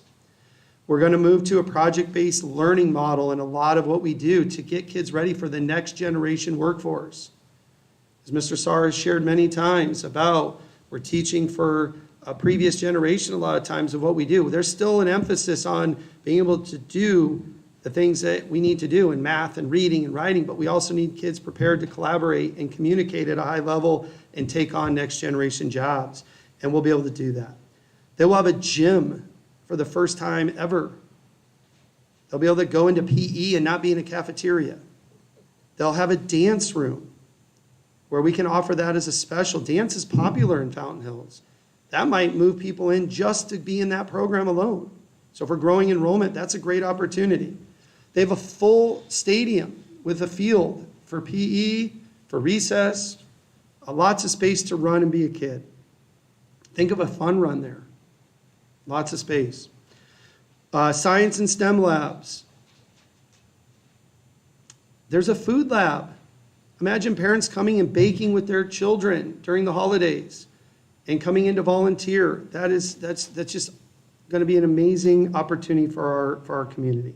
There's natural light in every room, and studies show that natural light is a positive on students' learning, and it creates that K-5 model. I've talked to more parents that have said, I will not send my kids to a 4-8 middle school. I will not do it. This takes that out and says we're a K-5. That's a traditional model. That's what our parents want. I've listened to them. I've seen the number of students who have left over the years from 3rd to 8th grade, and we need to fix that, and the K-5 model will do that. There's a large band room for music, and there's a double art room for our kids as well as room to grow. At the middle school, we would move the middle school over to the high school campus. The buildings are still in really good shape as far as ready to put kids in. There's some needs for air conditioning and big picture things that we'll have to tackle down the road, but right now we can move kids into those buildings very quickly. We'll offer advanced middle school. Students will be able to take advanced classes by teachers at the high school walking over there. Instead of busing kids now, they can walk right over. And they can take the class either at the high school or the high school teacher can go to the middle school and teach it there. We'll also do we'll be looking at pre-AP courses to get kids ready for AP Capstone. We'll have a new honors and gifted program there. There's room to grow, room for space for that. We're going to look at a virtual reality lab. We already have one at the high school. We're looking at splitting that into 2, one at the high school, one at the middle school. There will be an outdoor learning space there. It's going to be, again, a huge space, multiple classes at a time, collaboration with coaches in athletics. There's 26 classrooms there, and we need about 15 to start, so there's room to grow. We will update the library, and they will have their own assemblies. There will no longer be this, are we an elementary, are we a middle school? We are a middle school, and middle school is a very, very important time for kids to grow and to learn and be ready for high school, and they'll be able to do that now. They'll have an assembly before their big Friday night volleyball game or basketball game and Spirit Week and do those amazing things. I spoke to all the staff at each site. I've also given everyone my phone number and said, call me. I'd rather know before I present to the governing board if you have any concerns. I've not received any calls from our staff regarding concern about the consolidation. So with that, I will take questions. Thank you for that presentation. Do you have questions or comments, Mrs. Reed? You want to start us off? I'll just make a couple comments. McDowell Mountain's really close to my heart. My kids were K through 12 graduates. I have their kindergarten picture in front of the crayons at McDowell Mountain. I used them on their graduation cards when I sent them out because they literally have been here. They went to Creative Childcare. We didn't go to McDowell Mountain preschool at the time, but they went to Creative Childcare. And walking into McDowell Mountain, my very first memory on the first day of school for my daughter was Joanne Meehan in the parking lot. I didn't know who she was, but she was out there. She was picking up trash and directing traffic. And I thought to myself, wow, this school's run efficiently. And then I found out she was the principal. And from that day forward, I have been in McDowell Mountain and all the way through this district with both my kids. So it makes me really sad to think about closing McDowell. It has a lot of special memories. I've watched Christmas concerts. I've attended multiple, back to school nights, design bulletin boards. I was PTO president starting at McDowell Mountain. I've spent a lot of hours there, but unfortunately with the way that our district has gone over the last few years and a sign of the times that, our town's getting smaller. Many of us that started here in 2005 or earlier in our family-friendly homes didn't move out of them. Like I'm still in it. My 2,200 square foot house would be a perfect family home, but I don't intend to go anywhere because I love this town and I love this district. So, I've sat on the committee for the consolidation from the very beginning, almost a year ago, when Dr. Sweeney brought it to us. And at that time, as Dr. J said, the consensus was to close McDowell Mountain. And when Dr. J came on as superintendent, he and I had an hour conversation, and he said to me, Mrs. Reed, can we think about this? Can we slow this down? Can we just stop and regroup, and can I look at it again? And I said, sure, bring it back to the governing board, because that's how he works. He doesn't move quickly. He doesn't make rash decisions. And so the governing board tabled it, you know, after it had already been brought to us for recommendation. And Dr. J did his due diligence again and started the facility use committee again. And we re-met and we looked at it all again. We listened to his ideas. And unfortunately, while there's a lot of people who think that the bond and override, you know, wasn't that important and that we have money somewhere, I can guarantee you we don't. I've sat and looked at budgets for 10 years. We don't. So, you know, he got creative, and it's like, okay, well, let's put preschool in the kindergarten section of McDowell. Let's build on that, and let's start there. Let's start at, you know, the grassroots at the bottom. So, you know, this isn't an easy decision for any of us. Nobody wants to close a school. Nobody wants to see that empty building sitting in a neighborhood and know that it used to be full of vibrant little voices and colorful pictures. But unfortunately, that's what the dollars say. So I thank you for your due diligence and everything that you've done to make sure that this is well thought out. I will add that it honestly does make a degree of fiscal sense for us to keep the preschool at the McDowell Mountain location, not just from a perspective of if we move them over to the current middle school site, we then kind of have cramped quarters. And as you were saying, because of the teacher to student ratio, if we suddenly have an uptick in preschool students or kindergarten students, we can't just say, oh, well, we'll just have 26 kids in one room. We can't do that. You have to have a separate classroom, and we could quickly run out of classrooms if we have preschool there as well, because every time you have an uptick and have to add a class for that uptick with only 13 kids in a class or less when they're the special education classes, that can grow pretty quickly. Additionally, when you know, close a building, you don't just shut everything off and walk away. You have to leave some systems running. You have to still have air conditioning running to a degree, or the building is going to start to deteriorate. So, and you have the added piece of, you know, vacant building, it's kind of ripe for somebody to come and vandalize. So keeping some things running at the school, keeping a presence at that site, helps have eyeballs on the building to make sure that everything is safe and secure. And, oh, look, this is leaking, or, oh, look, that needs a repair. Because we're not just going to let the building crumble and fall. We as the district still own the building, and we still have to maintain it. So there is a degree of good facilities management that comes into play, and there is kind of a cost savings of, we would have to have bodies there maintaining and managing the building to a degree anyway. So it does solve a couple pieces of concerns, and, you know, is forward-looking to a degree. Yeah, and let me just address a little bit on cost too. So currently, you know, because of only having, we have 3 rooms of preschool, correct? 2? 2 plus 1.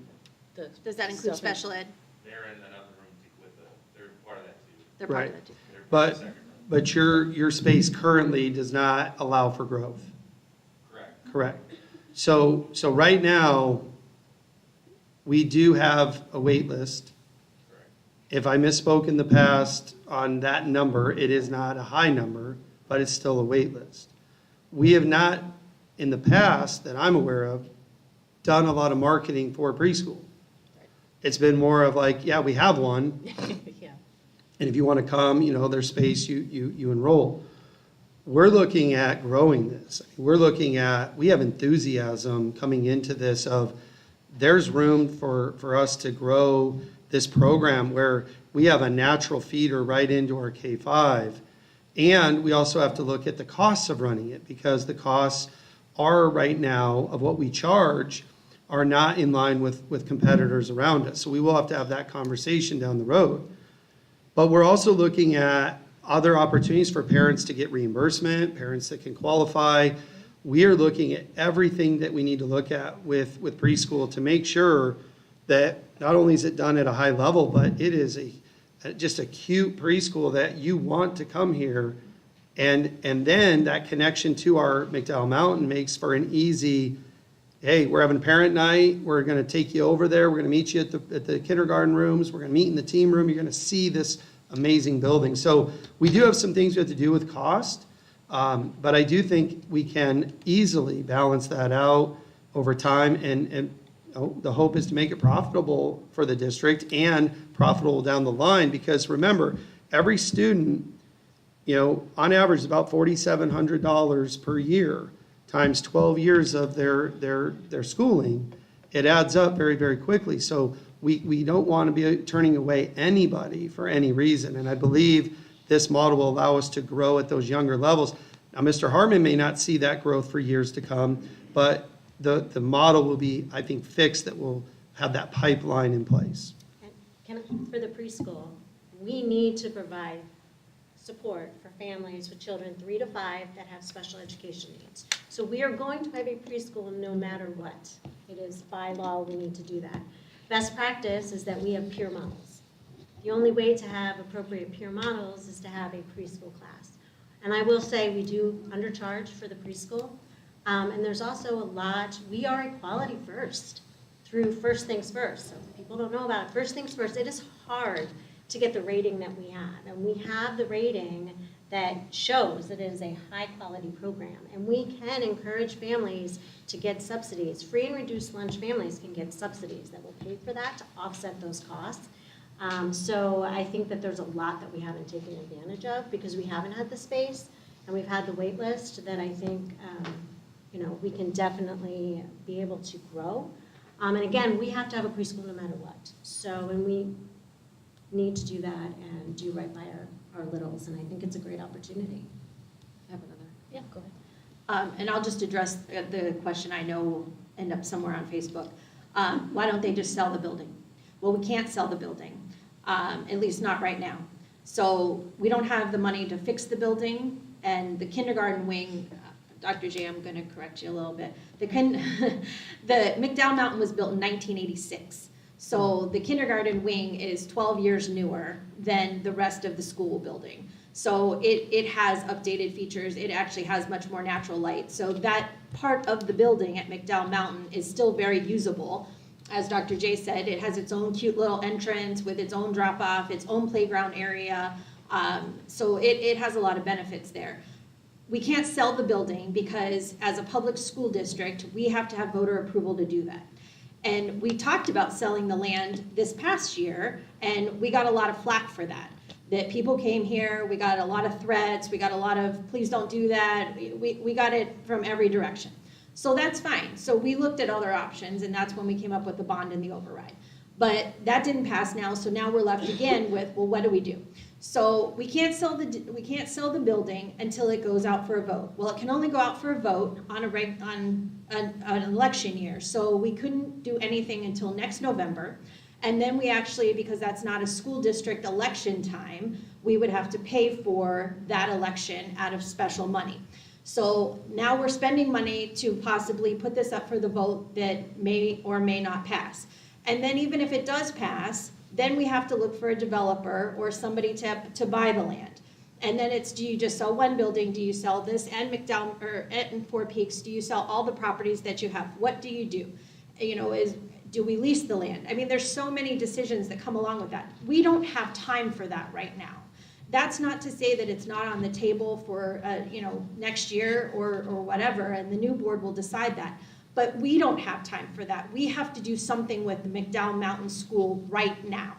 And so, and I don't mean right now like tonight, but it has to happen within the next school year. So that's part of it, is that we've looked at all these options.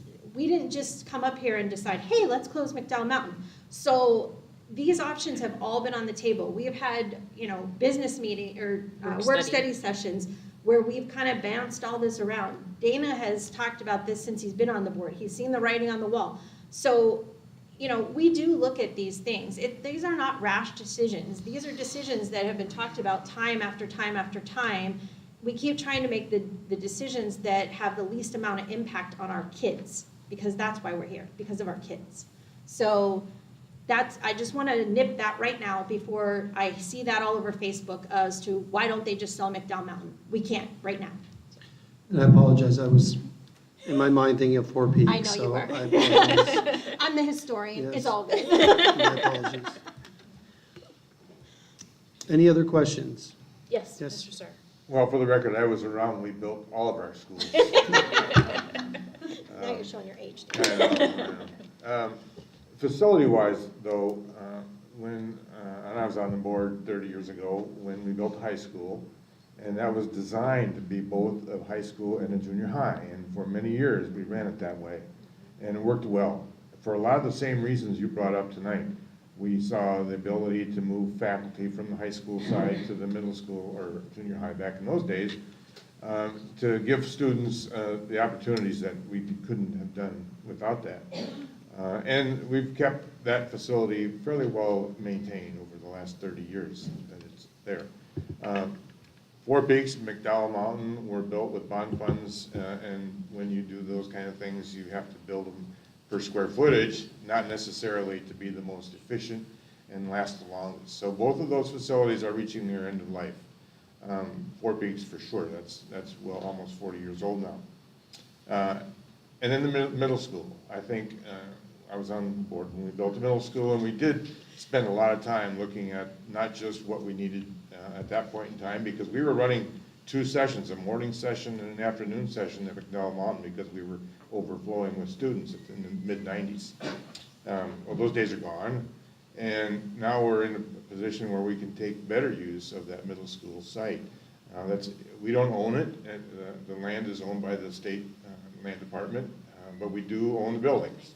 We're not about to move them probably, but we still have 50-some years left on that lease, so any investment we make is going to have a good chance to return.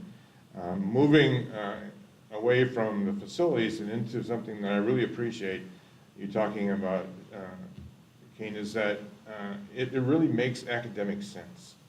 The K-5 structure has been around for a long time all over the country and has been the most successful in elementary history.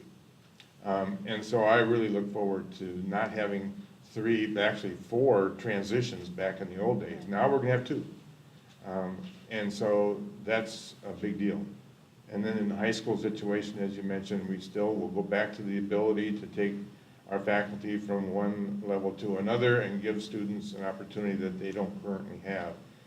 All that being said, we want to improve enrollment, but on top of that, we want to make sure that those students we do have the opportunity to get the best education they can give. And I think we're in a position, even with all of our issues that we have financially, I think we're still in a great position with what we do have in resources, both in staff and facilities, to make a big deal out of Fountain Hills Unified School District. I agree, yeah. And I know you didn't say it tonight, but you mentioned it in the presentations that you gave.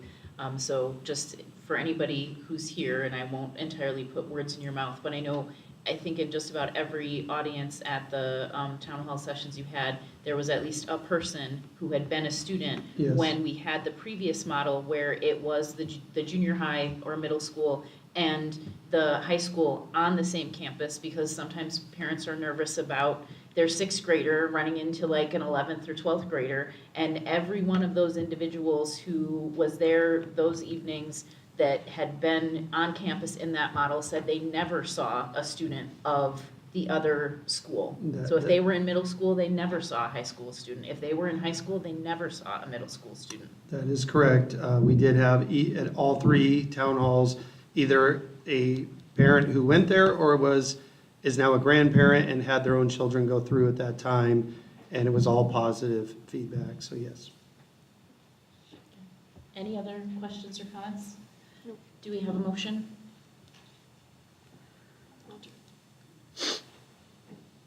I recommend that the governing board approve consolidation for grades K through 5 to the middle school, grades 6 through 8 to the high school, leaving preschool at the McDowell Mountain Elementary building to be effective within the 23-24 school year. I will second. All those in favor, please say aye. Aye. Are there any opposed? That motion passes. Our next item is the Orcutt Winslow purchase over $100,000. Dr. J, you have an intro for us on this? Yes. Madam President, members of the board, and got it? Kevin's throwing me off here. He's got me thinking. So, so what we're presenting tonight is Orcutt Winslow is, the original architects of and planning of the middle school, pretty much most of the district. Everything I've looked at, they've been a part of it, especially Fountain Hills Middle School. And so when we look at again, we're looking at in this process of getting this right and making sure that the people who are a part of this are, one, part of those co-ops, which they are, and two, they have institutional knowledge of Fountain Hills School District, and they do.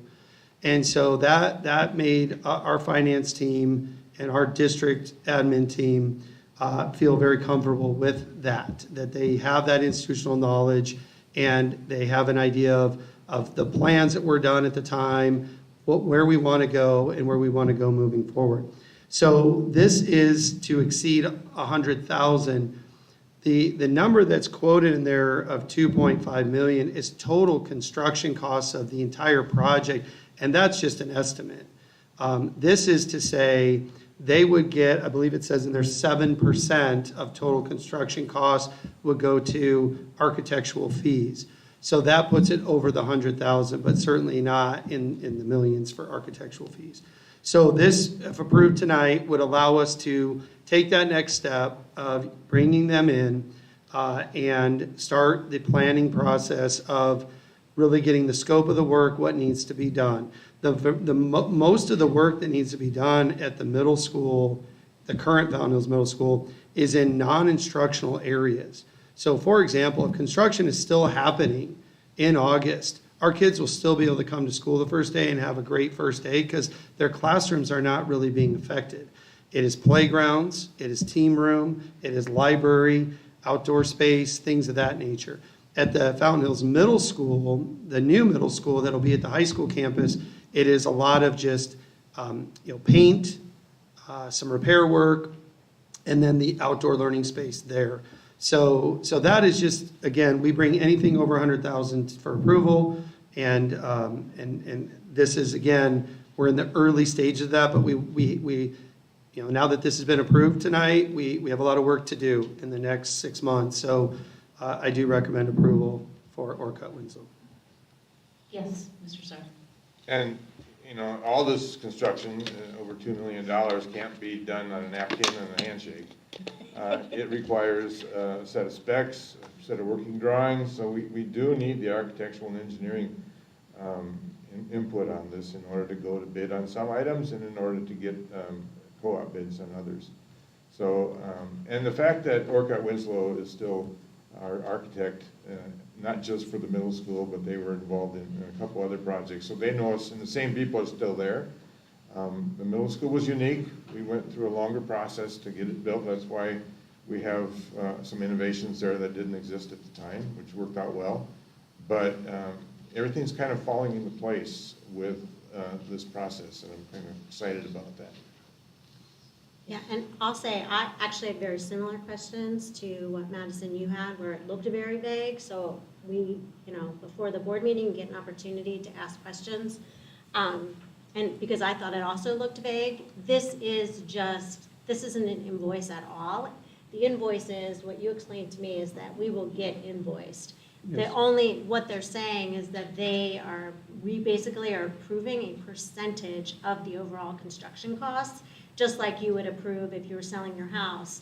Your realtor's rate. So we are approving this 7% on, 7.1% on the overall cost of construction for them to oversee the architectural designs.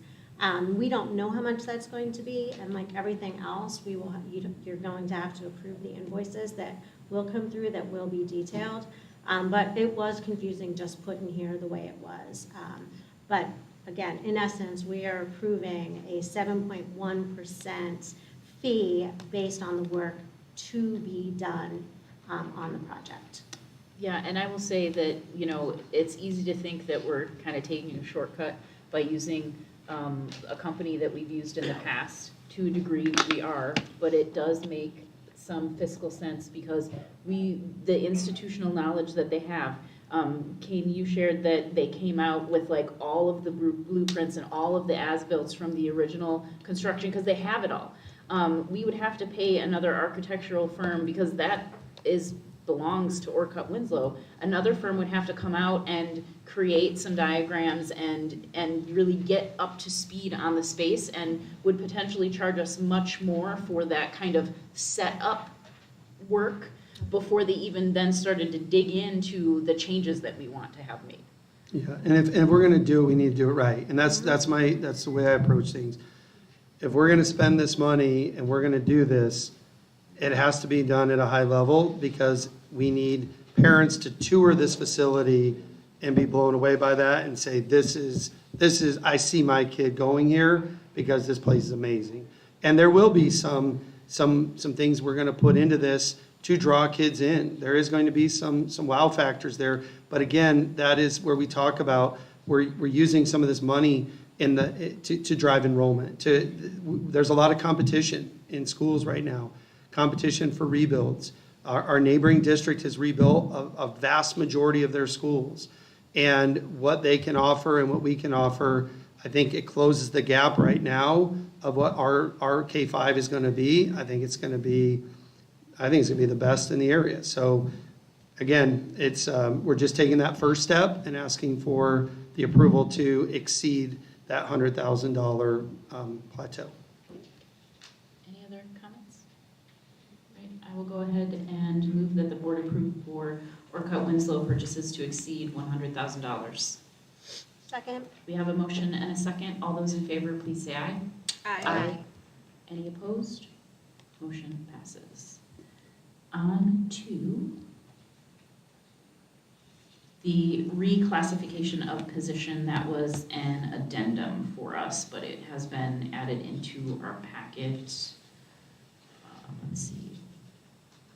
This is on page, oh, there's no page number. It's after page 77, so I guess it's 78, but not numbered as such. Are you going to give us commentary on this, Kane, or is Kaylee coming up? Madam President, members of the board and guests, I can speak Kaylee's to like, this. nope, I was already surprised. So, again, with the consolidation now approved, and you would have had the opportunity to say no to this, obviously, if it weren't approved, but we need to move. With the time that we have, we cannot, I don't believe we can take an employee who currently is in a position and then ask them to do all this additional work without reclassifying the position and the salary. I can tell you that what we're going to get out of this position at the cost that we are putting it at I think it's a win for our district. We have someone who's excited about this, what's really driving them to do this is the passion for preschool and the passion for what they're going to do. So this would be a change of reclassification from director or special ed coordinator to director of special ed and early childhood. And I do recommend approval. Yes. And I appreciate compensating people for extra duties. I think that's how you often can lose people, by expecting more and more and more because they're good at their job. So I appreciate this person taking on extra responsibilities and you recognizing that. So. Yes, Mrs. Reed. And I'll just notate that in the description that we were given, that 87% of this funding is paid out of a grant. People are always asking about grants, so yeah, we do utilize them as much as possible. Okay, Any other questions or comments? Right, do we have a motion?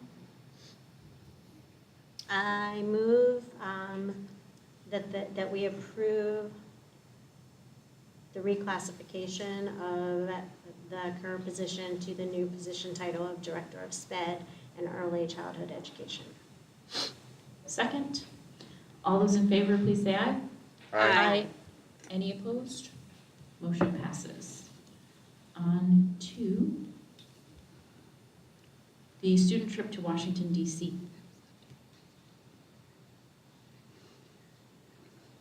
Oh, okay. Oh, thank you.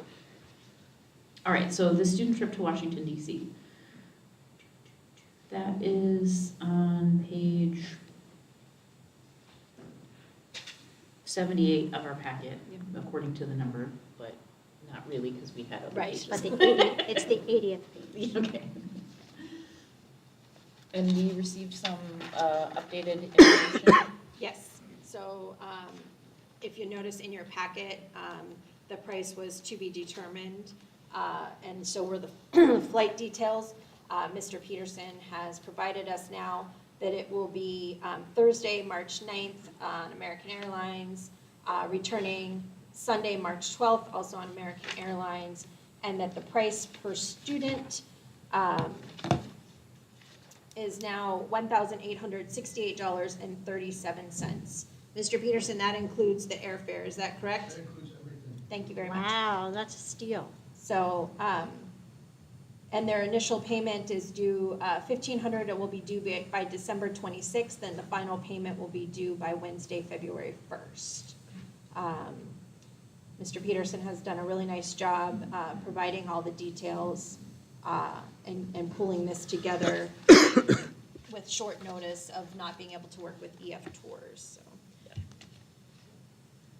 Do you want to share any additional information with us about the trip? I just wanted to say we have clarified dates and travel, the exact airfare, the exact air flight, everything. We're also booked with the group rate at a really nice place, Dollar Tree, down in Alexandria. It's really pretty, in Crystal City. It's a Hilton. They're accustomed to students being there, and they know my face. And you know, they just do a fine job there. I want you to know that we do a really bang up job ourselves with the kids there. So I have updated information here if you'd like it. I'm going to ask, even though I won't be here, I believe there was one year that we did have some students come and tell us about their trip. Correct. And that was fabulous. So if you would be willing to do that again for the board, we love to hear from the students the value that they get out of these trips that we approve for them to be able to go on. Also, we're working on, we're looking for one female chaperone, but we've got Minnie Lupine kind of on the hook. I mean, her name's not written down here like she someone left, else. and now we can't ask her. Yeah, she can't defend herself. Oh, imagine that. And yes, Miss Reichler has said no. So even though her name was on this form, Miss Reichler will not be attending the Washington DC trip, but I'm sure that there's a mom out there that will love to attend. Mr. Peterson, you do an amazing job with this trip. Both of my children were lucky enough to attend with you in 7th grade, and it's one of their favorites. So thank you for everything that you do. Yeah, for sure. Any other comments, questions? Okay, do we have a motion? Since I gave him such a hard time, I will move. You don't know. We've had a lot of conversations in providing this information. I kind of held his feet to the fire. So I move that the board approve the 7th/8th grade trip to Washington, D.C., March 9th through the 12th with Mr. Peterson. Second. Thank you. We have a motion and a second. All those in favor, please say aye. Aye. Any opposed? That motion carries. You can go tell those kids they need to get their money in. Yeah, really fast. I'm going to adjust the date till after. Okay. That would be nice. All right. We have then staff increases / salary schedules. Madam President, members of the board and guests, we recently completed the meet and confer process. We brought the group together. We expanded the group this year to make sure that anyone who really wanted to be a part of the process could be. We literally opened it up to all employees. We had some additional funding come in from the K-12 budget bill, which changed the amount per student, which allotted us some additional funding. We took that funding and we looked at our enrollment. We looked at what we're faced with next year as far as without any work right now. We have about 120 students out the door and an unknown number of kindergartners coming in. But if it's like this year, 58, again, we're starting way behind and have to work our way through. So we took the vast majority of that money and we put that out for salary increases for this current year. The percentage we did keep behind, we put $400,000 to salaries. Roughly, numbers have changed a little bit based on ADM, but about 185 we put aside, which is still, we still have it for salaries. It'll be in contracts for next year is our hope, that we'll be able to do another salary increase when teachers sign their contracts to return for next year. But we wanted to be, again, fiscally responsible and make sure that with declining enrollment, we had some money available in our M&O to continue to build for possible rainy days. So we took the $400,000 and what we worked through, and I want to thank Kaylee and Alicia for all their hard work, all our site principals and all members of the Meet and Confer team, and TJ for all their work in getting this done. What we landed on is really, last year there was a move to a 10-year certified schedule, and our district did not have that kind of schedule in place. And so Patrick Sweeney and and the team last year wanted to start moving in that direction to honor longevity in our district. This year, for the certified side, they wanted to honor that further by going to a 15-year schedule. And so now teachers who have been with us for a long time will be able to move to that 15th year this current year to start receiving that salary increase. It's long overdue for many years of being frozen or many years of no salary increases.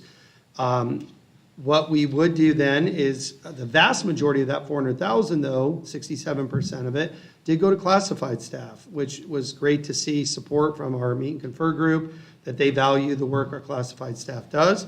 And so what we did there is we moved classified to a 10-year schedule, something that hadn't existed in the past. And that's part of our fiscal responsibility of cleaning up, where people are put when they enter the district in salaries. It has to be fair and it has to be equitable in the way we do it, and we're moving more in that direction. So now our current employees will bump to, if they have 10 years or more of experience, will bump to level 10. And for a lot of them, that will be a considerable increase starting in January if approved. And then there was a very small percentage of administration that was about $3,900 of $400,000 to put them into a salary schedule for next year. So not current, they would not get any increase for this year, but into next year. So that's the way Meet and Confer came to an agreement. I think the process, it took a little while for us to get rolling, but we landed and we learned a lot for upcoming Meet and Confer in about 2 months, where we go back to the table and talk about working conditions and also salaries for next year. So I do recommend the approval. Our finance team has looked it over. They've assured us that this will work. And I do recommend approval, and Kaylee's here if you have any additional questions. Great. I appreciate, I appreciate so many things about this. I appreciate that we are, thinking about our staff. Money isn't everything, but at the same time, if you don't feel like you're getting paid equitably for your job and you see another job somewhere else and they'll pay you more, it's hard not to leave. And while shiny new things, buildings, technology may initially get people in our door, it is the quality of our staff that keeps people here, right? And we need to keep the staff here by paying them well. So I appreciate that we do this, and I appreciate that you also do the due diligence with our finance team to make sure that we are being mindful of how we spend the money, and that we aren't hopefully putting ourselves in a situation where, like, yeah, we have the money today, but will we have the money tomorrow? I agree. Everything we do with salary, we look at the sustainability of it. We can't give raises and then next year decide, oh, we don't have this, the money to do that. So I appreciate you working with the Meet and Confer. I appreciate all the people that attend Meet and Confer, because when I first started on the board, Meet and Confer primarily was only the superintendent and FHEA. And I really felt that classified, certified, and FHEA should all be represented. So anyone who does participate on that committee, I really appreciate that. So, and thank you for always looking at our staff to see where we can pay them more. When the 20 by 20 order was issued by Governor Ducey, FHUSD did a really good job, and most of our teachers were 30 by 20. So we've always tried to put salaries as, as much as possible, that our teachers are making as much as possible along with our regular staff. And, it's hard to find bus drivers and janitors and stuff and pay them a reasonable salary. And, we want to be competitive. And when Chick-fil-A is paying $18.50 for you to stand there and take orders, it's not really, it's not easy to find somebody to come drive kids around all day. And obviously those jobs are a lot tougher than standing there at Chick-fil-A. No offense to Chick-fil-A workers, but, we want qualified people. We want people who love our kids. We want people who are going to be safe and take, those little lives, seriously. So I appreciate that you look at that. I just want to share one additional fact. We did go out, Mr. Alexander, myself, and Kaylee went to each site, including transportation, to make sure that before we brought this to you, that we really did have consensus on this, not just a vote of Meet and Confer, but we made ourselves available to each site. And again, not completely, but very, very much in support across the board for this plan. And I think that extra step just made me feel more comfortable about, we've listened to our staff and we feel like this is the right path to go. So thank you for always doing your due diligence. Yeah. Any other comments, questions? Okay. I will go ahead and move that the board approve the, the revised salary schedules. Second. We have a motion and a second. All those in favor, please say aye. Aye. Any opposed? That motion passes. And I do believe, just have one more action item this evening. That is policy GCQC, resignation of professional staff. We received that information as an addendum. Any questions on this one? I think it's self-explanatory. Yeah. Okay, I will go ahead and move that we approve the certified staff resignation and waiver for Mr. Buckley.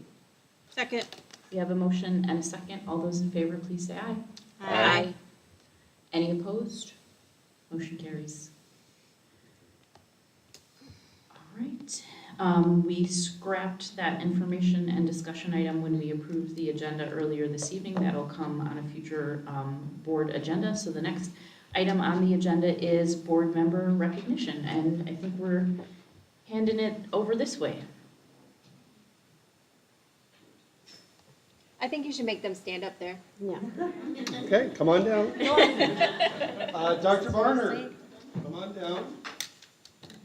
I want to personally say that I appreciate all your years of service, your passion and love. This might fall, so I don't want it to break. Your passion and love for Fountain Hills. You've been such a champion of our schools, and I can't thank you enough for all you've done over the years of helping me grow as administrator, all the wonderful ideas, all the things you read and share with me of what we can do. And like we've said, this job is a tough job, and I truly appreciate, as a parent in the district and now in this role, all the work you've done. So you will be missed, And I know that you will still be very active in our community, and I appreciate that. And you get one of the first challenge coins as well. So thank you so much.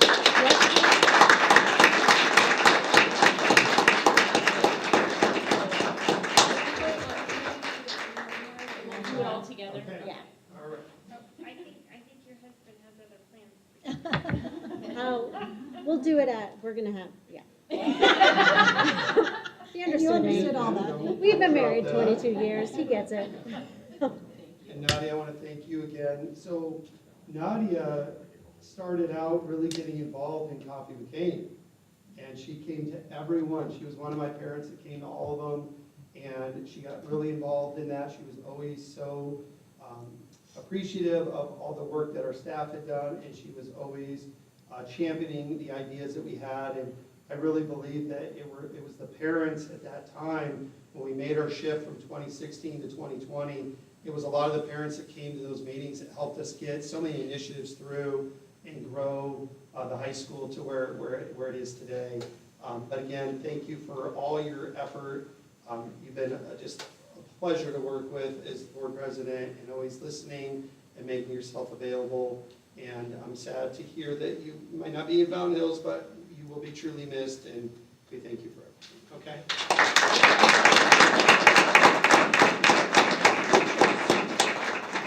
Dr. Rakowski, can you come on up?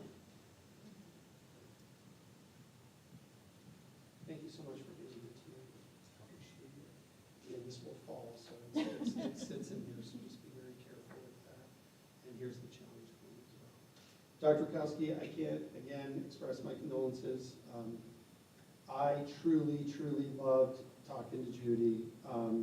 She would always make herself so available, and she was the sweetest and said the nicest things.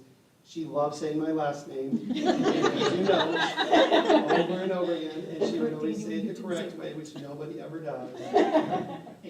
But she would always teach me new words and tell me stories about what was going on. And in this job, those moments mean a lot, because we're so caught up in trying to get things done that the human side of it sometimes is lost. And when I was very blessed to work with her in so many different capacities, and she was very active as well with the high school. I know she loved to read all of the books and make sure that she asked good questions. And I was devastated when I heard the news. And my thoughts and prayers are always with you and your family. And thank you for allowing her to serve our community, and she will be dearly missed. Okay? Thank you, sir. So sorry.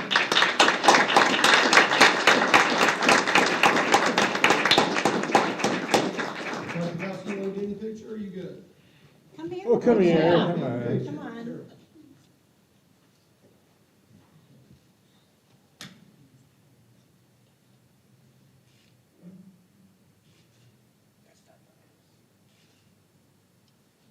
Thank you again.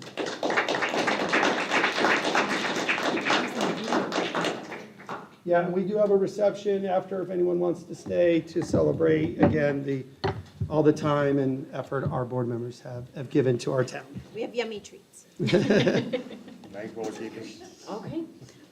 So future action, if you would like to see an item on a future board meeting agenda, you can reach out to Krista. Dates of upcoming meetings: Wednesday, January 11th, 2023 will be the first business meeting of the calendar year, here 6 p.m. And then Wednesday, January 25th will be a work study session at 5 p.m. And with that, I move that we adjourn. Second.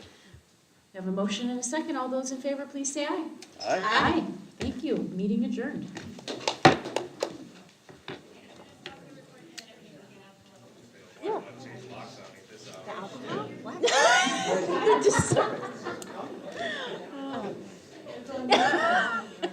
What was it the score of the game?